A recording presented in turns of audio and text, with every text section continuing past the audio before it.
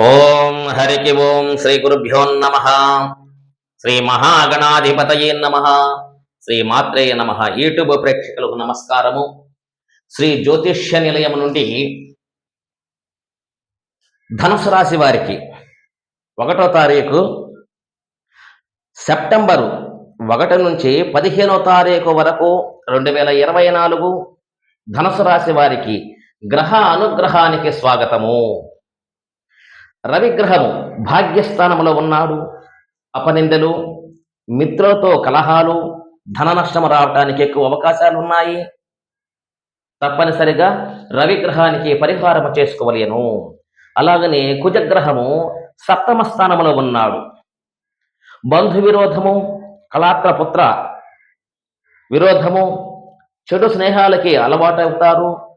చెడు స్నేహము చేసినందువల్ల ధన నష్టము, గృహములో చిక్కులు రావటానికి అవకాశం ఉన్నది. చెడు స్నేహితాలకి దూరంగా ఉండవలేను.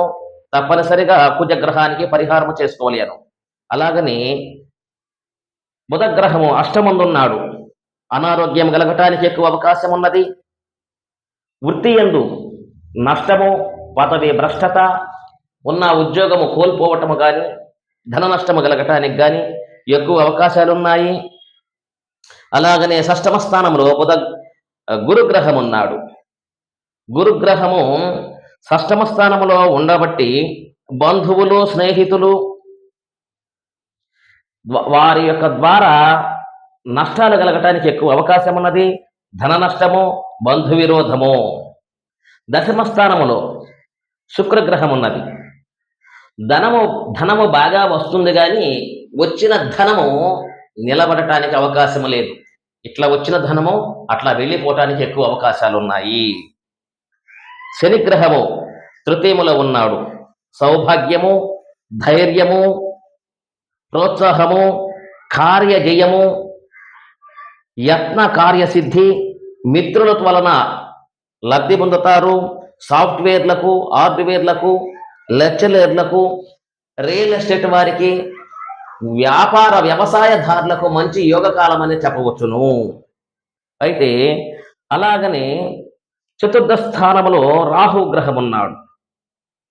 స్త్రీలు పరిచయం కలగటానికి ఎక్కువ అవకాశం ఉన్నది. స్త్రీ వల్ల నష్టపోతారు. ధన నష్టం కలగటానికి ఎక్కువ అవకాశం ఉన్నది.